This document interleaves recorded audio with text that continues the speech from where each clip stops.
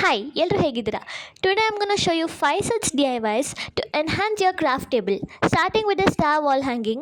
First ನಾವು 8 ಸ್ಟಾರ್ಸ್ನ glitter ಶೀಟಲ್ಲಿ ಕಟ್ ಮಾಡಿಕೊಂಡು ನೆಕ್ಸ್ಟ್ ಒನ್ ಪೇರ್ ಆಫ್ ಸ್ಟಾರ್ಸ್ನ ಒಂದ್ರ ಮೇಲೆ ಒಂದು ಸ್ಟಿಕ್ ಮಾಡಬೇಕು.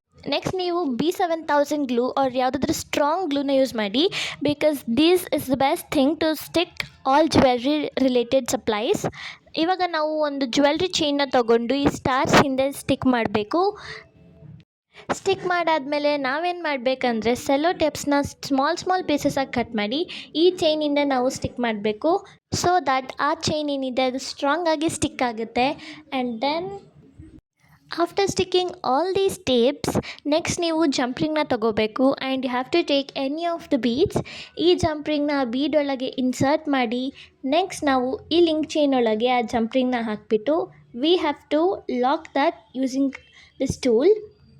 And then your star wall hanging is ready.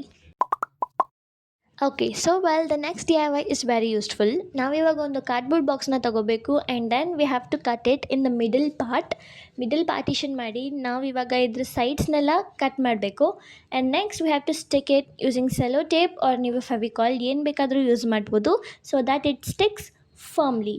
And now we are putting more cello tips for the corners and edges so that it sticks better and gets better grip.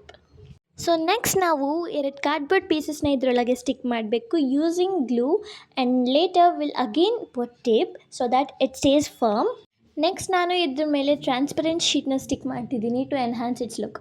Will decorate it and ಇದ್ರ ಮೇಲೆ ಏನು ಬೇಕಾದ್ರೂ stick ಮಾಡ್ಬೋದು like stickers. ನಾನು ಇದ್ರ ಮೇಲೆ ನನ್ನ just channel ನೇಮ್ನ ಸ್ಟಿಕ್ ಮಾಡ್ತಾಯಿದ್ದೀನಿ. ಸೊ ನಾವು to make your table look more better let's make a planter. ನಾನೊಂದು ಪಾಂಟ್ಸ್ ಬಾಕ್ಸ್ನ ತೊಗೊಂಡಿದ್ದೀನಿ. ನೀವು ಸೇಮ್ ಸೈಜ್ ಯಾವುದಾದ್ರೂ ಬಾಕ್ಸ್ನ ತೊಗೋಬೇಕು and again we have to cut out all its edges and all the extras.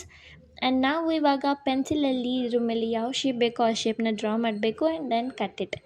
So I have got a better idea, let's cover it. ಇವಾಗ ನಾನು ಇದರೊಳಗೆ ಫೆವಿಕಾಲ್ನ ಹಾಕ್ತಾಯಿದ್ದೀನಿ and then will put a sponge inside it. ಆಮೇಲೆ look at this, do you like sweets? By the way ಇದು sweets ಅಲ್ಲ, these are grasses that I've collected. And ಈ planter ಒಳಗೆ ನಾವು ಗ್ರಾಸ್ನೆಲ್ಲ ಇಟ್ಬಿಟ್ಟು then the planter is ready.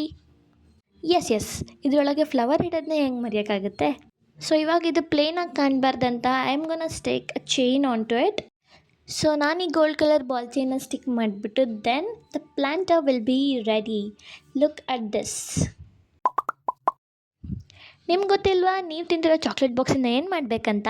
Cut it and later ನಾವು cardboard ಶೀಟಿಂದ ಇದನ್ನು ಕವರ್ ಮಾಡಬೇಕು. And here is the final organiser. And ನಾವು we are in the last DIY and which is the tissue holder. ನಾವು ಇದರ ಎಡ್ಜಸ್ನ ಸ್ಟಿಕ್ ಮಾಡಬೇಕು using stapler. We have to pin it. ಆಮೇಲೆ ನಾವು ಇದನ್ನು ವೈಟ್ ಶೀಟಲ್ಲಿ ಕವರ್ ಮಾಡಬೇಕು.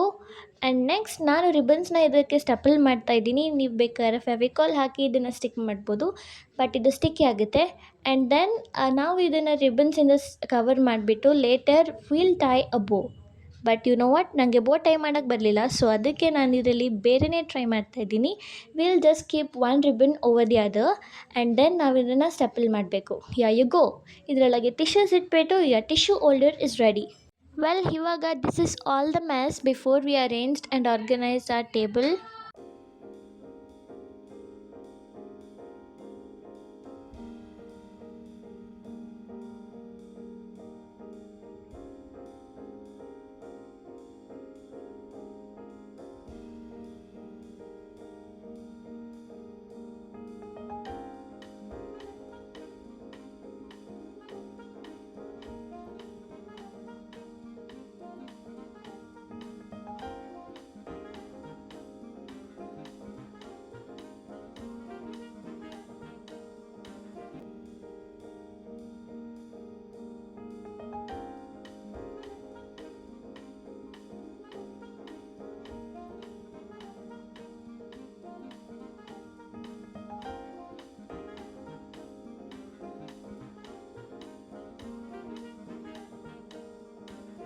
ಸೊ ನಾನಿವಾಗ ಟೇಬಲ್ನೆಲ್ಲ ಕ್ಲೀನ್ ಮಾಡ್ತಿದ್ದೀನಿ ಒಂದು ಕ್ಲಾತ್ನ ಯೂಸ್ ಮಾಡಿಬಿಟ್ಟು. And now let's organise.